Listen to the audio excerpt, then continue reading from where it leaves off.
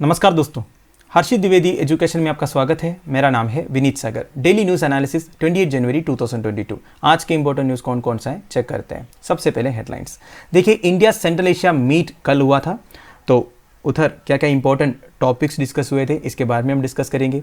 फिर condition of Mullaperiyar dam के बारे में सेंट्रल वाटर कमीशन ने सुप्रीम कोर्ट में अपना एक रिपोर्ट सबमिट किया है, उसके बारे में देखेंगे। फिर टाटा एंड एयर इंडिया का जो डील है वो कंप्लीट हुआ है, इसके बारे में देखेंगे। फिर देखिए, आसाम में कुछ एक्सट्रीमिस्ट ऑर्गेनाइजेशन सरेंडर किया है स्टेट गवर्नमेंट के सामने, उसके बारे में देखेंगे। फिर यूरोपियन यूनियन चाइना के अगेंस्ट एक WTO केस फाइल किया है लिथुआनिया केस से रिलेटेड। लिथुआनिया जो यूरोपियन कंट्री है उससे रिलेटेड एक केस फाइल किया है यूरोपियन यूनियन ने, उसके बारे में हम देखेंगे। फिर आंध्र प्रदेश में 30 न्यू डिस्ट्रिक्ट्स फॉर्म हुआ है, तो टोटल डिस्ट्रिक्ट्स हो गया 26, इसके बारे में देखेंगे। फिर यूनेस्को नॉर्डिक लिंगर बोर्ड्स को अपने हेरिटेज लिस्ट में इंक्लूड किया है, ये भी हम डिस्कस करेंगे। तो टोटल 8 न्यूज़ है दोस्तों आज का इंपॉर्टेंट, तो इसके बारे में हम इन डिटेल डिस्कस करेंगे। आगे जाने से पहले लेक्चर पर लाइक का बटन, चैनल को अब तक शेयर एंड सब्सक्राइब नहीं किया हो तो कर लीजिएगा। हमें सपोर्ट करने के लिए आप चैनल के मेंबर बन सकते हो ज्वाइन बटन के थ्रू। शुरुआत करते हैं दोस्तों। सबसे पहला news, central Asia meet forms Afghan group. देखिए, कल का डेली न्यूज़ में हमने इंडिया सेंट्रल एशिया समिट के बारे में इन डिटेल डिस्कस किए थे। हमने इस मीट में क्या क्या, जैसे कि international north south transport corridor, Chabahar port के थ्रू कैसे हम इंडिया और सेंट्रल एशिया के बीच में जो ट्रेड लिंक्स है, कनेक्टिविटी है, बढ़ा सकते हैं, एंड तालिबान कंट्रोल्ड अफगानिस्तान का इश्यूज़, टेररिज्म का इश्यूज़, ये सब हमने बोला था डिस्कस करेंगे करके। तो वही सब डिस्कस हुआ है दोस्तों। तो प्राइम मिनिस्टर नरेंद्र मोदी और presidents of Tajikistan, Uzbekistan, Kazakhstan, Kyrgyz republic and Turkmenistan ने ये डिसाइड किया है चबहार पोर्ट के थ्रू इंडिया और सेंट्रल एशिया के बीच में जो ट्रेड लिंक्स है, कनेक्टिविटी है, ये बढ़ाएंगे। And international north south transport corridor का डेवलपमेंट के लिए भी हम एक साथ काम करेंगे करके, ठीक है। तो देखिए, पीएम मोदी जी ने ये बोला है इंडिया एंड सेंट्रल एशिया के बीच में जो कोऑपरेशन है वो हमारी रीजनल सिक्योरिटी के लिए बहुत ही इंपॉर्टेंट है, और हमारे बीच में defence ties, Indo central Asian ties वगैरह होना चाहिए, रेगुलर मीटिंग्स होनी चाहिए, ये जो समिट है हर 2 साल में होनी चाहिए, और हम एक रोड मैप प्रिपेयर करना चाहिए on trade and industrial cooperation that will include A round table on energy and connectivity. देखिए, कल मैंने आपको बोला था इंडिया सेंट्रल एशियन कंट्री से सबसे ज़्यादा एनर्जी इंपोर्ट करते हैं। मेरा कहने का मतलब है पेट्रोलियम प्रोडक्ट्स वगैरह। वैसे सेंट्रल एशिया से काफ़ी सारे बच्चे जो है इधर आता है पढ़ने के लिए, और हम काफ़ी सारे सेक्टर्स में कोऑपरेशन भी करते हैं, ठीक है। अब देखिए, इसके अलावा ये भी एग्री हुआ है एक जॉइंट वर्किंग ग्रुप फॉर्म करेंगे on Chabahar for free movement of goods and services between India and Central Asian countries. देखिए, चबहार के बारे में कल हमने इन डिटेल डिस्कस किया, और एक बार मैं आपको दिखा देता हूँ। ये है दोस्तों चबहार पोर्ट, ईरान के सथेन साइड में अरेबियन सी के साथ बना हुआ Chabahar port. Chabahar port India ने जॉइंटली डेवलप किया था। इंडिया ने काफ़ी पैसे इन्वेस्ट किया है चबहार पोर्ट के डेवलपमेंट के लिए। इंडिया का ऑब्जेक्टिव ये था दोस्तों, पाकिस्तान को कैसे बाईपास करके इंडिया सेंट्रल एशियन कंट्रीज़ के साथ कनेक्टिविटी बढ़ा सकता है, और सेंट्रल एशियन कंट्रीज़ के थ्रू मॉस्को तक की भी जो कनेक्टिविटी है वो बढ़ाने के लिए चबहार पोर्ट हमारे लिए बहुत ही सिग्निफिकेंट है। तो इस चबहार पोर्ट के थ्रू जितना ट्रेड, कनेक्टिविटी वगैरह बढ़ाने का बात भी हुआ है इसमें। तो दोस्तों, इन सारे डिसीजंस को डेली डिक्लेरेशन करके अडोप्ट किया है, और कौन कौन लीडर्स इस मीटिंग को अटेंड किया ये तो मैंने कल भी आपको बोला था। प्रधानमंत्री नरेंद्र मोदी जी के साथ Kazakh president Kassym Jomart Tokayev, Kyrgyz president Sadyr Japarov, Tajik president Emomali Rahmon, Turkmenistan president Gurbanguly Berdimuhamedov and Uzbek president Shavkat Mirziyoyev.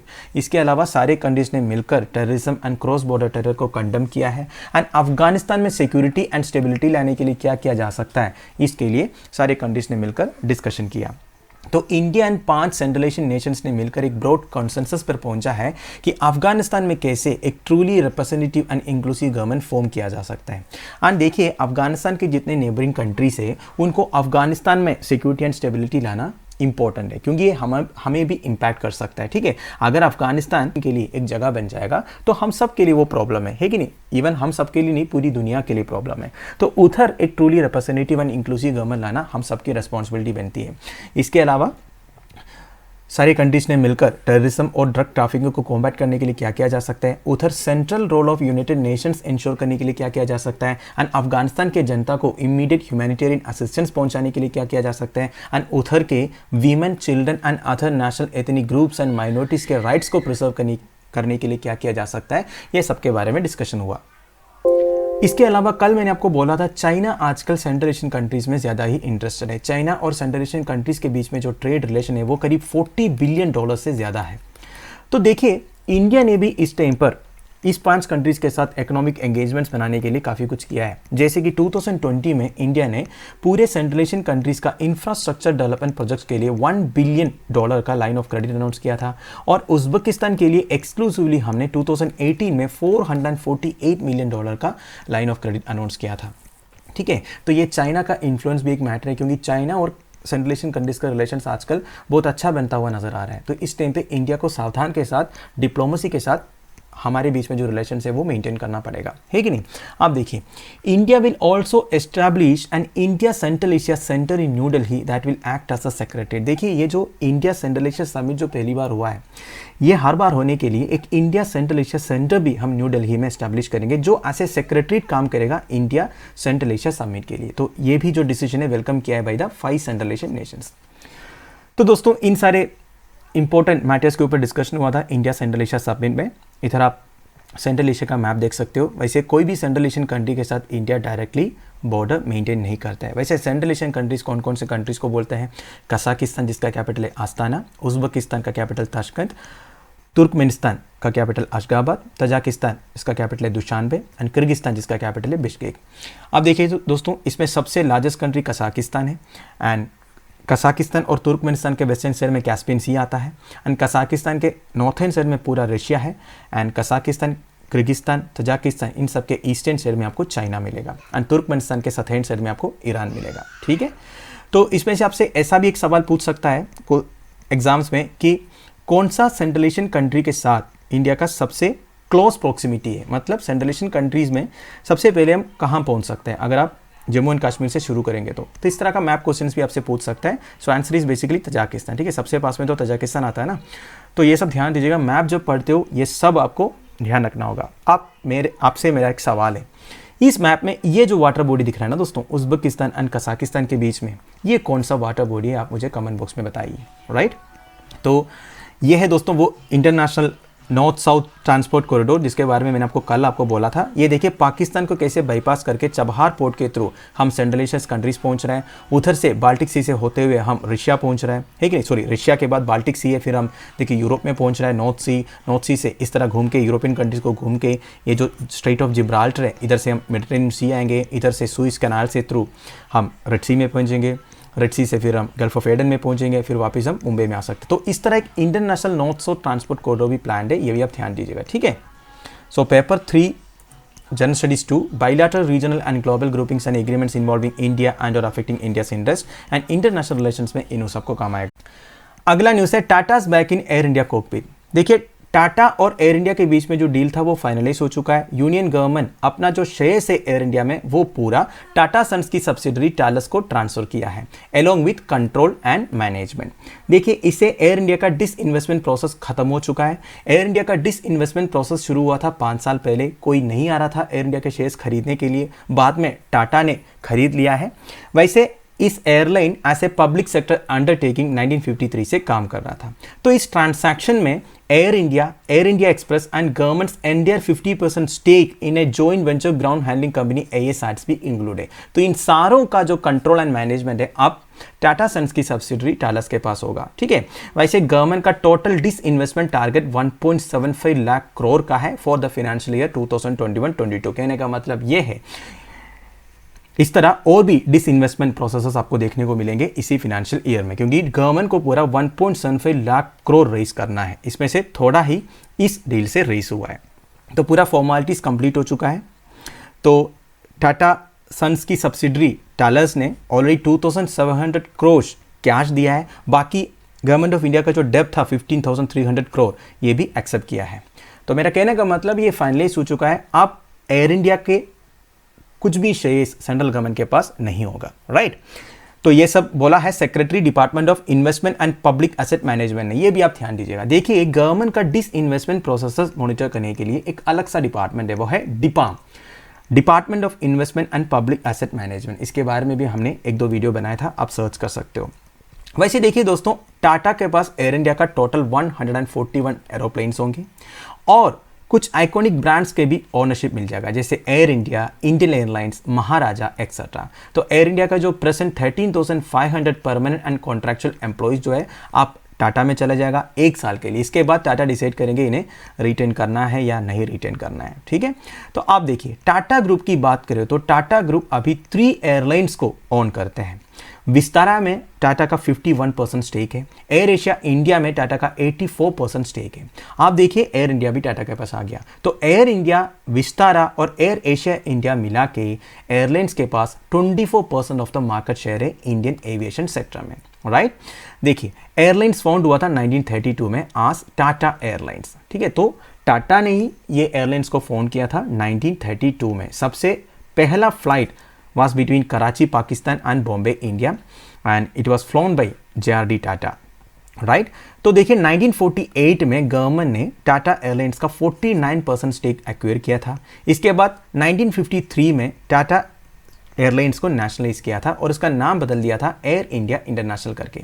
और गवर्नमेंट ऑफ इंडिया ने ये भी किया, डोमेस्टिक फ्लाइट्स ट्रांसफर किया इंडियन एयरलाइंस को। तो बेसिकली 2 एयरलाइन बन गया, जितने भी इंटरनेशनल फ्लाइट्स है उसके लिए air India international, and India के अंदर जितने डोमेस्टिक फ्लाइट्स है उसके लिए इंडियन एयरलाइंस। इसके बाद 2007 में तब का UPA government led by Congress party air India international और इंडियन एयरलाइंस को मर्ज करने का एक प्लान बनाया। साथ में मैसिव एयरक्राफ्ट ऑर्डर भी प्लेस किया, मतलब और भी एयरक्राफ्ट खरीदने का एक ऑर्डर प्लेस किया।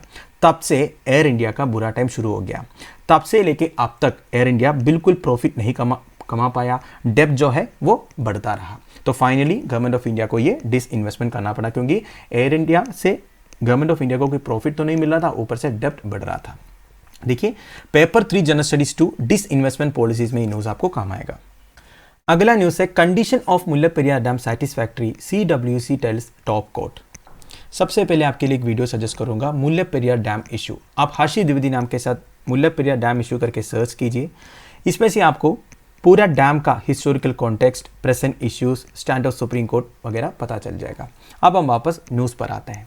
इससे पहले मैं आपको हल्का सा आइडिया दे देता हूँ मुल्लापेरियार डैम इशू के बारे में।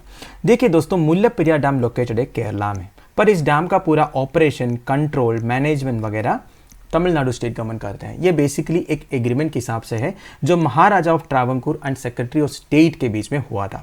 तो इस एग्रीमेंट के थ्रू 999 ईयर्स के लीज में है Mullaperiyar dam Tamil Nadu state government के लिए।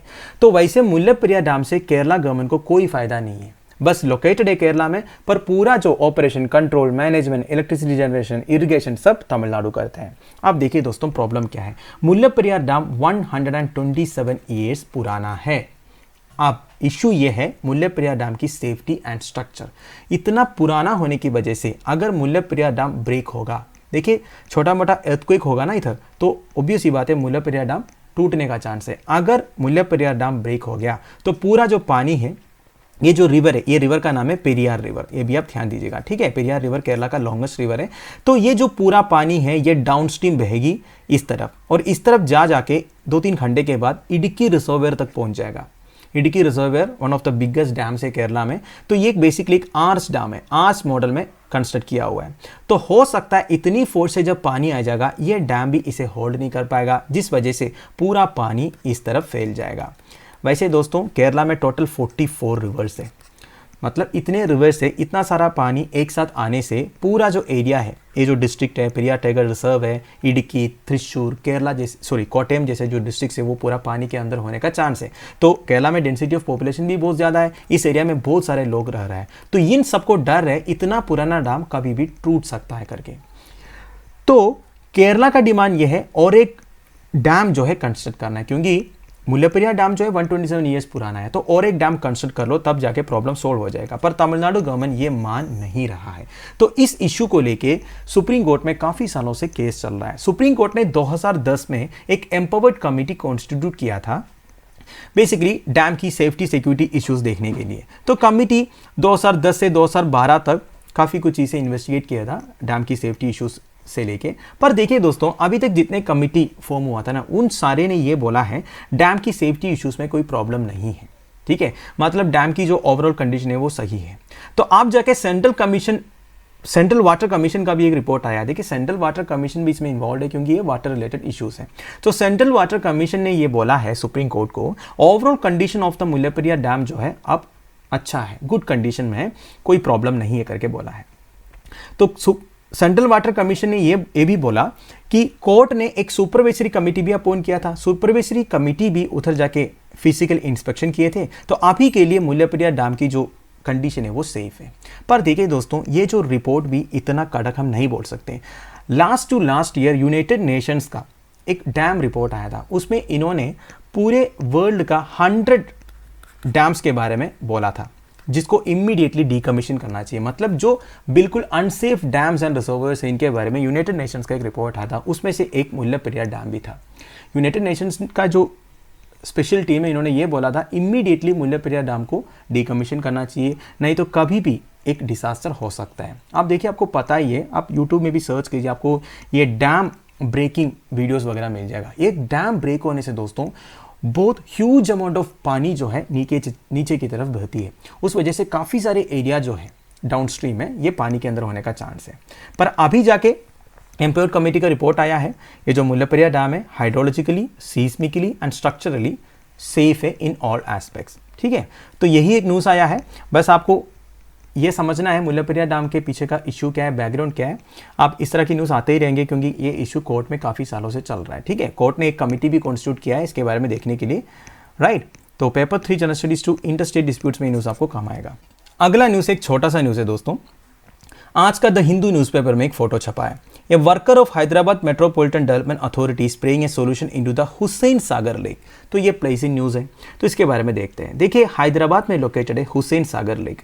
उस लेक में आल्गे फॉर्मेशन ब्लॉक करने के लिए उधर के हैदराबाद मेट्रोपॉलिटन डेवलपमेंट अथॉरिटी एक सोल्यूशन स्प्रे कर रहा है हुसैन सागर में। तो इसलिए हमारा हुसैन सागर लेक इंपॉर्टेंट हो गया। इसके बारे में समझते हैं। देखिए, हुसैन सागर को बूंद टैंक भी बोलते हैं। ये हैदराबाद तेलंगाना में लोकेटेड है। ये बिल्ड किया था भाई इब्राहिम खुली कुतुब शाह इन 1563, राइट। देखिए, it is spread across an area of 5.7 square kilometres and is fed by the river Musi. तो मूसी रिवर से हुसैन सागर लेक में पानी आता है, ये भी ध्यान दीजिएगा। आप देखिए, इस लेक के एकदम बीच में एक large monolithic statue of Gautam Buddha 1992 में इरेक्ट हुआ था। क्या होता है मोनोलिथिक? मोनोलिथिक मतलब एक ही स्टोन से बना हुआ, लिथिक मतलब होता है स्टोन। एक स्टोन से बना हुआ एक गौतम बुद्धा का स्टैच्यू भी इरेक्ट हुआ है 1992 में। और ये जो लेक है हुसैन सागर लेक, ये हैदराबाद सिटी को सिकंदराबाद सिटी से डिवाइड भी करता है। ठीक है, वैसे Hyderabad city and Secunderabad cities को ट्विन सिटीज़ भी बोलते हैं, आपने शायद सुना होगा। Maximum depth of the lake is 32 feet, right. तो general studies 1 places in news में ये न्यूज़ आपको काम आएगा। अगला न्यूज़ है Tiwa Gorkha extremist give up arms in Assam. देखिए, आसाम के चीफ मिनिस्टर हिमंता बिश्वा शर्मा बहुत पहले ये बोला था सारे एथनिसिटी बेस्ड एक्सट्रीमिस्ट ऑर्गेनाइजेशंस को कि आप लोग सरेंडर कर लो। आप सरेंडर करने से हम आपको परेशान नहीं करेंगे, आप अपना आर्म्स हमारे पास जमा कर दो और आपको रिहैबिलिटेट करने की जिम्मेदारी हमारा है। आपको हम फिनेंशियल ग्रांट्स प्रोवाइड करेंगे, आपकी फ्यूचर लाइफ के लिए जो कुछ भी करना है वो भी हम करेंगे, बस आप सरेंडर कर लो। इस तरह की एक्सट्रीमिस्ट एक्टिविटीज़ मत करो। तो पिछले कुछ सालों में काफ़ी कुछ एक्सट्रीमिस्ट ऑर्गेनाइजेशन ने स्टेट गवर्नमेंट के सामने सरेंडर किया है। तो लेटेस्ट तिवा गोरखा एक्सट्रीमिस्ट करके 2 एक्सट्रीमिस्ट ऑर्गेनाइजेशंस भी सरेंडर किया है। उनके 250 मेंबर्स सरेंडर हुआ है। ठीक है, तो एक फॉर्मल प्रोग्राम हुआ था आसाम का कैपिटल गुवाहाटी में। तो वो 2 ऑर्गेनाइजेशंस का नाम है Tiwa liberation army and united Gorkha people's organisation. Tiwa liberation army Tiwa community के एस्पिरेशंस को देखभाल करने के लिए बना था 2014 में। एंड ये आसाम के मोरीगांव, नगांव, वेस्ट कार्बी आंगलोंग डिस्ट्रिक्ट में एक्टिव थे।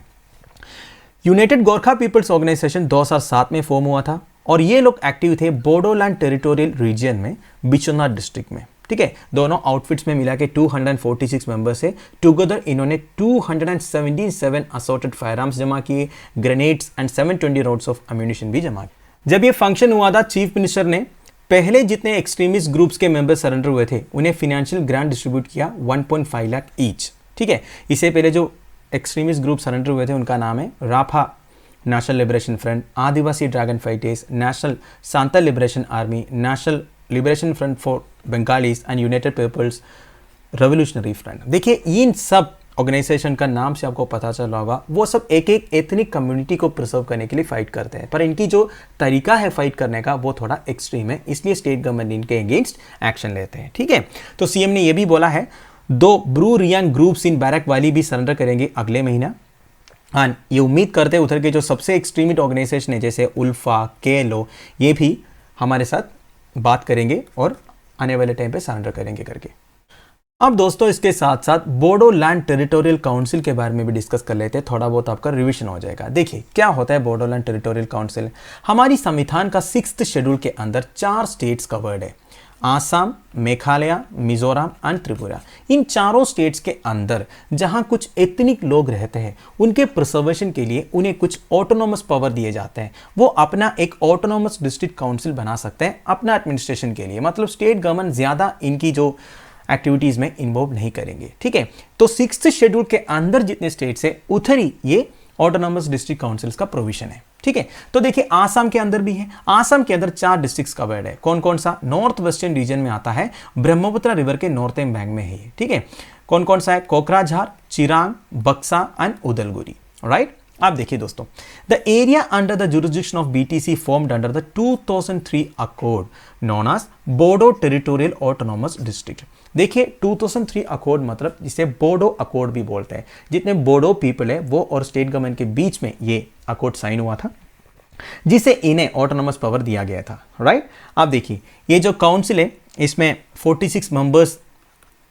होते हैं, इसमें 40 जो है इलेक्ट होते हैं एंड 40 में से 35 शेड्यूल ट्राइब्स के लिए रिजर्व्ड है एंड नॉन ट्राइबल कम्युनिटीज के लिए 5 जो है अनरिजर्व्ड है and the rest 6 are nominated by the governor from under represented communities of BTAD. तो देखिए दोस्तों आप समझ गए ना, बेसिकली इधर जितने ट्राइब्स है एथनिक लोग हैं उनके प्रिजर्वेशन के लिए उन्हें कुछ ऑटोनोमस पावर्स दिया हुआ है। इसका मतलब ये नहीं है 100% ये कुछ अलग है, थोड़ा बहुत एक्स्ट्रा पावर्स दिया हुआ है अपनी एक्टिविटीज, अपनी जो वेलफेयर एक्टिविटीज वगैरह डिसाइड करने के लिए। ठीक है, तो बोडो अकॉर्ड के बारे में ध्यान दीजिएगा, ये 2003 में साइन हुआ था। इसके बाद भी काफी सारा अमेंडमेंट्स हुआ था इस अकॉर्ड में, इसके बारे में भी हमने पहले डिस्कस किया है। ठीक है, तो बस बोडोलैंड के बारे में बात हुआ तो मैंने आपको बता दिया आपका रिवीजन के लिए। ठीक है, तो paper 4 general studies 3 role of external state and non state actors in created challenges to international security government policies and interventions में ये न्यूज़ आपको काम आ सकता है। अगला न्यूज़ है European union launches WTO case against China for targeting Lithuania. सबसे पहले आप लिथुआनिया का मैप देख लीजिए। One of the smallest European country है जिसका कैपिटल है विल्नियस। वेस्टर्न साइड में बाल्टिक सी के साथ ये बॉर्डर शेयर करता है, नॉर्थ में लातविया है, ईस्ट में बेलारस है, साउथ वेस्ट में पोलैंड है, वेस्टर्न साइड में रशिया है। आप देखिए दोस्तों प्रॉब्लम क्या है। सबसे पहले आपको समझना है Lithuania is a member of European union and European union के जितने मेंबर स्टेट्स हैं इनकी ट्रेड पॉलिसी वगैरह हैंडल करते हैं यूरोपियन कमीशन। इतना क्लियर है। आप देखिए दोस्तों रीसेंटली लिथुआनिया ताइवान के साथ डिप्लोमेटिक रिलेशन शुरू किया। वो ताइवान को लिथुआनिया का कैपिटल विल्नियस में एक डिप्लोमेटिक आउटपोस्ट खोलने का परमिशन दिया। आप देखिए दोस्तों आपको यह भी पता होगा चाइना और यूरोपियन यूनियन के बीच में जो ट्रेड रिलेशन है वो सही चल रहा है। ऑब्वियसली बात है लिथुआनिया के साथ भी ट्रेड रिलेशन सही चल रहा था, पर लिथुआनिया जैसे ताइवान के साथ ऐसा एक स्टैंड लिया, मतलब ताइवान के साथ जैसे लिथुआनिया ने डिप्लोमेटिक रिलेशन शुरू किया, चाइना को यह अच्छा नहीं लगा क्योंकि चाइना ताइवान को ऐसे सेपरेट कंट्री मानते ही नहीं है। चाइना तो ये बोलते हैं ताइवान तो वन चाइना के अंडर आता है, पर ताइवानीज लोग ये चाहते ही नहीं है, वो अलग बात है। इवन चाइना ताइवान को चाइनीज ताइपे करके बोलते हैं, हर जगह बोलते हैं ये चाइनीज ताइपे है। ताइवान को ये बिल्कुल अच्छा नहीं लगता। तो जब लिथुआनिया ताइवान का एक डिप्लोमेटिक आउटपोस्ट लिथुआनिया के कैपिटल विल्नियस में खोलने का परमिशन दिया, चाइना हो गया नाराज और चाइना जो है लिथुआनिया के अगेंस्ट इकोनॉमिक एक्शन लेने लग गया। मतलब लिथुआनियन इंपोर्ट्स को रेस्ट्रिक्ट करने लग गया, ब्लॉक करने लग गया और इनके ऊपर इकोनॉमिक रेस्ट्रिक्शंस लेने लग गया। और कारण क्या है? लिथुआनिया ने ताइवान को सपोर्ट किया ये बोल के। आप देखिए ये गलत है ना। इस तरह कोई कंट्री किसी और कंट्री के साथ कोई रिलेशंस मेंटेन कर रहा है ये बोल के आप इस तरह इकोनॉमिक रेस्ट्रिक्शंस नहीं कर सकते। तो ये बोल के यूरोपियन यूनियन के अंडर जो यूरोपियन कमीशन है वो WTO में केस फाइल किया। मतलब चाइना ये जो लिथुआनिया को टारगेट कर रहे हैं ना ये गलत है। तो वर्ल्ड ट्रेड ऑर्गेनाइजेशन के पास पहुंचा है। अब इसके बारे में डिस्कशन होगा बाद में, क्या डिसीजन है वो आपको पता चल जाएगा। ठीक है, बस यही न्यूज़ आया है। अब यूरोपियन यूनियन एक केस फाइल किया है चाइना के अगेंस्ट लिथुआनिया को टारगेट करने के लिए। ठीक है, तो paper 3 general studies two international relations में ये न्यूज़ आपको काम आएगा।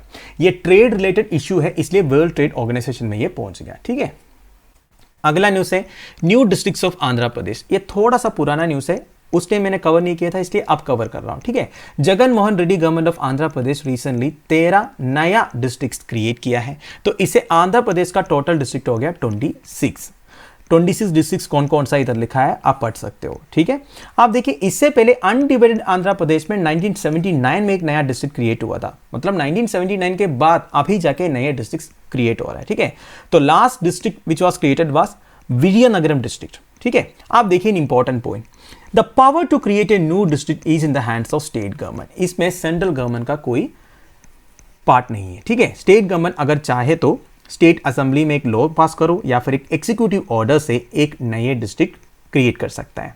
ठीक है, state government can also pass A notification in the office gadget. तो अपना गैजेट नोटिफिकेशन करो तभी एक नया डिस्ट्रिक्ट वो क्रिएट कर सकता है। आप देखिए स्टेट गवर्नमेंट्स के हिसाब से अगर डिस्ट्रिक्ट छोटे रहेंगे तो ज़्यादा ऑफिसेस डिप्लॉय कर सकता है एंड लोगों के जो ग्रीवेंसेस है, प्रॉब्लम्स है, वो ईजिली रिड्रेस हो सकता है एंड जितने भी implementation of fund transfer projects वगैरह ईजिली हो सकता है। छोटे छोटे डिस्ट्रिक्ट्स होने से अच्छा होगा ना दोस्तों।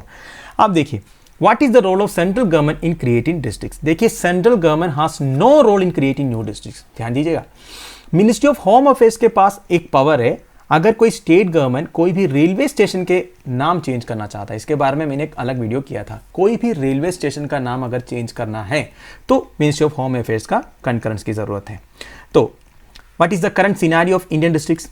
2011 सेंसस के हिसाब से 593 डिस्ट्रिक्ट्स थे इंडिया में। वैसे 2021 सेंसस तो अभी चल रहा है, उसका रिपोर्ट आते आते 2026 तक हो जाएगा। तो अभी के लिए हमारे लिए 2011 सेंसस है, उसके हिसाब से 593 डिस्ट्रिक्ट्स है इंडिया में। 2001 एंड 2011 के बीच में 46 डिस्ट्रिक्ट जो है नया क्रिएट हुआ था। ठीक है, तो अभी का according to GOI website India में टोटल 718 डिस्ट्रिक्ट्स है। ठीक है, ये वेबसाइट के हिसाब से, सेंसस के हिसाब से नहीं, तो 718 डिस्ट्रिक्ट्स है। डिस्ट्रिक्ट ज़्यादा इसलिए हुआ था जब आंध्र प्रदेश का बाइफिकेशन हुआ था 2014 में। देखिए 2014 में जब आंध्र प्रदेश तेलंगाना अलग हो गया था ना, तो काफ़ी नए डिस्ट्रिक्ट क्रिएट हुए थे, ये बताया जा रहा है। ठीक है, और ये जो नंबर है that had not added the newly created AP districts, तो अभी का ये 718 है, इससे आपको 13 और जोड़ना पड़ेगा। आप मुझे कमेंट बॉक्स में बताइए, पंजाब में भी एक नया डिस्ट्रिक्ट क्रिएट हुआ था करीब 2-4 महीने पहले, उसका नाम क्या है बता दीजिए। ठीक है, तो paper 3 general studies 2 government policies governance, ये सब में आपको ये न्यूज़ काम आएगा। आज का final news, Nordic clinker boats in UNESCO heritage list. देखिए United Nations culture agency UNESCO Nordic clinker boats को अपना हेरिटेज लिस्ट में इंक्लूड किया है। सबसे पहले वर्ल्ड हेरिटेज साइट के बारे में देखिए, world heritage site is a place और monument which is legally protected by an international convention. देखिए United Nations Educational, Scientific and Cultural Organization द्वारा कुछ प्लेसेस को या फिर मॉन्यूमेंट्स को या फिर प्रॉपर्टीज को लीगल प्रोटेक्शन प्रोवाइड करते हैं, उन्हें प्रिजर्व करने के लिए, प्रोटेक्ट करने के लिए फंड्स भी एलोकेट करते हैं, उन्हें आप बोलते हैं वर्ल्ड हेरिटेज साइट। आप देखिए यूनेस्को इन साइट्स को कैसे डिसिग्नेट करते हैं। देखिए प्लेस हो, मॉन्यूमेंट हो या प्रॉपर्टी हो, उनको कुछ हिस्टोरिकल, कल्चरल, साइंटिफिक और अदर फॉर्म्स ऑफ सिग्निफिकेंस चाहिए, तब जाके वो हेरिटेज लिस्ट में इंक्लूड करेगा। इसके लिए यूनेस्को के एक कमेटी बैठता है, वो सबसे पहले टेंटेटिव लिस्ट में डालते हैं, टेंटेटिव लिस्ट में 1-2 साल लेने के बाद फाइनल ये हेरिटेज लिस्ट में इंक्लूड करते हैं। ठीक है, 3 टाइप्स ऑफ साइट्स है, एक है कल्चरल, दूसरा है नेचुरल, तीसरा है मिक्स्ड। पूरी दुनिया में 1154 वर्ल्ड हेरिटेज साइट्स हैं across 167 countries. Out of them 897 जो है कल्चरल है, 218 जो है नेचुरल है, 39 जो है मिक्स प्रॉपर्टी से। देखिए ये सब स्टेटमेंट्स आपके लिए इंपॉर्टेंट है। ऐसा स्टेटमेंट आ सकता है वर्ल्ड हेरिटेज साइट्स में सबसे ज्यादा कल्चरल साइट्स है, हो सकता है ना क्वेश्चन ऐसा, तो ध्यान दीजिएगा। तो सबसे ज्यादा कौन सा कंट्री में है? Italy with 58 selected areas is the country with greatest number of sites on UNESCO list. आप मुझे कमेंट बॉक्स में बताइए इंडिया में कितने नंबर ऑफ साइट्स हैं। ध्यान दीजिएगा, रिसेंटली 3-4 ऐड हुआ था, ठीक है, तो देखे बताइएगा। अब हम वापस न्यूज़ पर जाते हैं। क्या होता है क्लिंकर बोर्ड्स? सबसे पहले आप फोटो देख लीजिए, ये है दोस्तों क्लिंकर बोर्ड्स। ये बेसिकली वुडन बोर्ड्स है। They have allowed people of Northern Europe to spread influence, trade and sometimes war across continents and seas for thousands of years. आप देखिए हिस्टोरिकली इसका इंपॉर्टेंस क्या आपको पता चल गया होगा। मतलब यूरोपियंस के लिए ये जो क्लिंकर बोर्ड्स है अपनी ट्रेड, इन्फ्लुएंस, समटाइम्स वार में भी काम आया है। ठीक है, तो 1000 ऑफ ईयर्स का एक लेगेसी है इस क्लिंकर बोर्ड्स का। तो देखिए Denmark, Iceland, Finland, Sweden and Norway jointly sought the UNESCO designation. इन 5 कंट्रीज को बोलते हैं दोस्तों नॉर्डिक कंट्रीज। ध्यान दीजिएगा, Denmark, Iceland, Finland, Sweden and Norway. तो इन 5 कंट्रीज का जो क्लिंकर बोर्ड्स है इन्हें अभी यूनेस्को हेरिटेज लिस्ट में पोजीशन मिला है। ठीक है, द नॉर्डिक रीजन और northern may be defined as consisting of 5 sovereign states, Denmark, Finland, Iceland, Norway and Sweden, ये मैंने आपको बता दिया, प्लस 3 ऑटोनोमस टेरिटरीज भी है। इन 5 स्टेट से कनेक्टेड कुछ टेरिटरीज भी नॉर्डिक रीजन में इंक्लूडेड है। कौन कौन सा है? फरोए आइलैंड्स एंड ग्रीनलैंड जो डेनमार्क की टेरिटरी है, एंड आलैंड जो फिनलैंड की टेरिटरी है। आप देखिए क्लिंकर बोर्ड का मतलब क्या होता है, इधर लिखा है ना clinker boards. Clinker is believe to refer to the way its wooden boards are fastened together. देखिए वुडन बोर्ड्स को आपस में बांधते हैं ना, ये जो प्रोसेस है इन्हें बोलते हैं क्लिंकर। जो भी ये आपके लिए इतना इंपॉर्टेंट नहीं है, बस आप फोटो देख लिया, दैट इज इनफ। तो paper 3 general studies 2 international institution and there mandate, cultural properties, ये सब में आपको ये न्यूज़ काम आया। तो दोस्तों that's end of it. I hope आपको सारे न्यूज़ अच्छी तरह समझ में आया होगा। लेक्चर की PDF एज यूजुअल आपको टेलीग्राम चैनल में मिल जाएगा, जिसका लिंक नीचे प्रोवाइडेड है। Thank you for watching, bye bye, have a nice day.